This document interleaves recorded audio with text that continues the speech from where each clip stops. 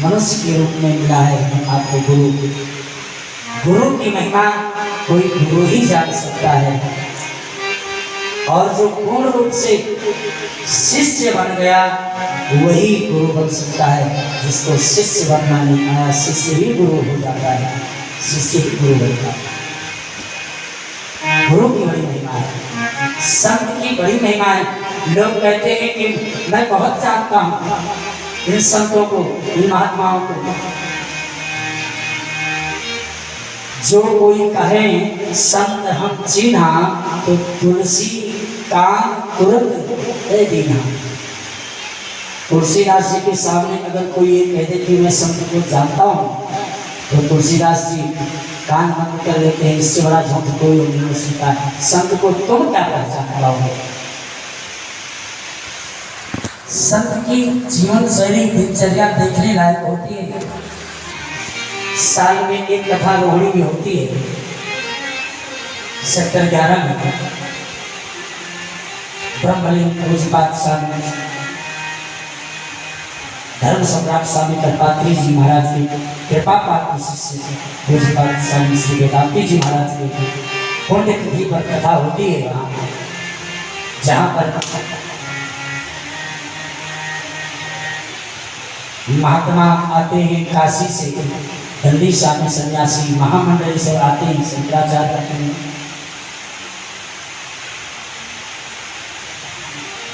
तो वहां संतों की महिमा सुनने को मिलता है, वर्णन आता है।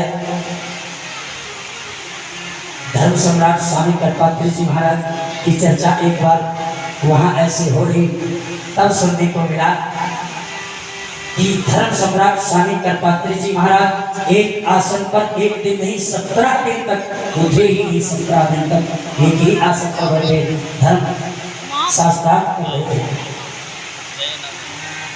एक आसन बिछाते हैं, एक चद्दर बिछाते हैं, और वही थैला से रहने रखा और एक चद्दर ओढ़ा और सो गए। इस तरह से आप रह सकते हैं क्या?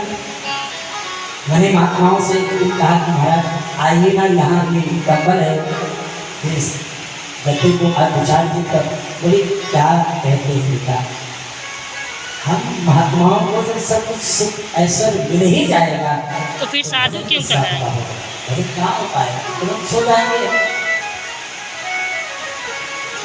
संतों का जीवन देखने लायक है। संत सेवा, गौ सेवा, गुरु सेवा, तीन सेवा अगर आपके जीवन में ठान लिया, संकल्प ले लिया, गौ सेवा करने का संकल्प, संत सेवा करने का संकल्प, गुरु सेवा करने का संकल्प जब आपने ले लिया, तो आपका जीवन धन्य है। आपके जीवन में कोई कमी आने वाली नहीं आएगी। लोग कामना तो करते हैं कि शुद्ध देसी घी मिले, शुद्ध दूध मिले। कामना तो हम करते हैं, लेकिन शुद्ध दूध और शुद्ध देसी घी, देखो घी घी होता है, वो देसी और विदेशी नहीं होता है। घी अमृत है, अमृत देसी और विदेशी नहीं होता है। देसी और विदेशी कंपनियों ने अपना मार्क लगाया है और ये दिया है शुद्ध देसी घी। घी होता है। घी की तुलना किसी से नहीं की जा सकती, चाहे वो शुद्ध हो चाहे अशुद्ध हो। घी अपने आप में पूर्ण है, उसकी तुलना किसी से नहीं कर सकते। शुद्ध देसी गाय जो दूध से निकला हुआ, मक्खन से निकला बनाया हुआ घी आप देखिए। और ये जो आप महंगे से महंगे घी लेकर आइए, प्लेट में तो कोई सुधार है नहीं, प्लेट में तो नहीं रख सकते हो, लेकिन एक गाय गोद ले लीजिए किसी गौशाला में, और एक गाय का खर्चा आप अपने घर। सुखदेव जी वर्णन करते हैं कि राजन उस समय गुरु शंकराचार्य जी ने कहा कि राजन गुरु मेहरबान, आपने खूब सेवा किया है, आपने गौ सेवा की है, इस समय देवताओं पर चढ़ाई करो और उन्हें सफलता मिल जाएगी, तुम विजयी होगे, त्रिलोक के राजा होगे, त्रिलोक का आधिपत्य तुम्हारे हाथों में आ जाएगा। और शुक्राचार्य जी गुरुदेव भगवान के कहने पर दैत्यराज बलि ने देवताओं पर अपनी सेना को लेकर चढ़ाई कर दिया। सुखदेव जी वर्णन करते हैं कि राजा दैत्यों के राजा महाराज बलि विजयी भये। त्रिलोक का जो आधिपत्य देवराज इंद्र के हाथों में था वो आधिपत्य छीन लिया, वो चला गया राजा बलि के पास में। राजा बलि त्रिलोक के विजयी भये। त्रिलोक का आधिपत्य राजा बलि के हाथों में जब आया तो देखो जैसे आज होता है नहीं शपथ ग्रहण, उस जमाने में भी जो कोई राजा बनता था ना वो शपथ ग्रहण करता, उसका भी होता था। तो अब तो केवल मंत्रिमंडल को बुला करके शपथ ग्रहण करवाया जाता है, उस समय यज्ञ किया जाता था। तो शुक्राचार्य जी ने कहा राजन जल्दी जल्दी यज्ञ 100 यज्ञ अगर निर्विघ्न पूर्वक पूर्ण हो जाएंगे तो आपके राजपाट को आपके पद को कोई छीन नहीं सकता है। अब यज्ञ पर यज्ञ होने लगा। इधर देवताओं के राजा बहुत दुखी हुई माता अदिति ने जाकर के अपने पति कश्यप से कहा महाराज आप दुनिया को जो उपाय बताते हो, आपका बेटा आजकल घर में बैठा हुआ है। आज वो एक माता अदिति ने कश्यप ऋषि से कहा त्वदेहो भौतिको अनन्तमाः वाचात्म प्रकृते पराः कस्य ते पतिपुत्राद्याः मोह एव हि कारणम्। देखो हमारे दुख का कारण मोह है, मोह से कल व्याधि कर मोना दिन ते पूर्व बचे बहुत सोना एक दिन अनेक सूर्य बसते हैं जब व्यक्ति के जीवन में मोह होता है। देवी क्यों चिंता करती हो, कौन किसका पुत्र कौन किसका पिता। पूजा पाठ भजन तो हो रहा है ठीक ठाक। माता अदिति ने कहा महाराज वो तो सब हो रहा है लेकिन माँ का जो स्वभाव होता है ना कुछ अलग ही होता है। आपके जीवन में कोई संकट आता है और किसी को कष्ट होता है नहीं होता है, लेकिन माँ को जरूर कष्ट होता है।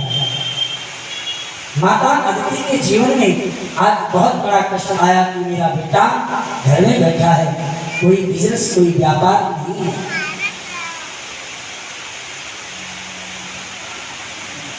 माता अदिति ने कश्यप ऋषि से बार बार आग्रह किया। माता अदिति के आग्रह को कश्यप ऋषि ने माना। कश्यप ऋषि ने कहा देवी चलो तुम्हारी जो कामना है तुम अगर जिद करती हो तो चलो एक उपाय बताता हूँ। तो महाराज कश्यप ऋषि ने माता अदिति को पयोव्रत का विधान बताया। और पयोव्रत का विधान कब किया जाता है कैसे किया जाता है विस्तार से बताया। देवी फाल्गुन शुक्ल पक्ष प्रतिपदा से लेकर के द्वादशी पर्यंत केवल दूध पी करके, वो भी शुद्ध देसी गाय का दूध हो, दूध पी करके व्रत करना चाहिए।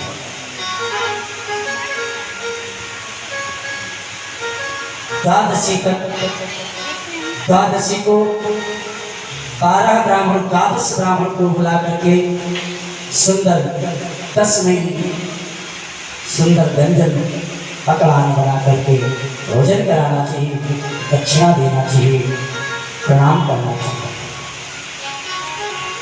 जिनके कोई संतान नहीं है वो इस पयोव्रत को श्रद्धा भक्ति के साथ भी करें तो भगवान की कृपा जरूर होगी, उनके संतान जरूर होंगे। महाराज कश्यप ऋषि ने बताया देवी पयोव्रत करो, और कश्यप ऋषि के बताने पर माता अदिति ने पयोव्रत किया है। पयोव्रत के प्रभाव से महाराज समय आया सुंदर भादों का महीना आया, शुक्ल पक्ष द्वादशी तिथि दिन के 12 बजे महाराज वामन भगवान का जन्म होता है। वामन भगवान की जय। कश्यप ऋषि का आश्रम उत्तर प्रदेश बिहार बॉर्डर के पास में, बिहार में ही पड़ता है बक्सर। आज बक्सर के नाम से जाना जाता है। वहीं पर कश्यप ऋषि का आश्रम था और वहीं पर वामन भगवान का जन्म हुआ है। देखो ब्राह्मण बालक है, नामकरण हुआ, यज्ञोपवीत संस्कार होने का समय आया। देखो 5 वर्ष के बाद में 7 वर्ष तक 11 वर्ष तक बालक का यज्ञोपवीत करवा देना चाहिए ब्राह्मण बालक। तो जब यज्ञोपवीत का संस्कार जब होने लगा, होने का समय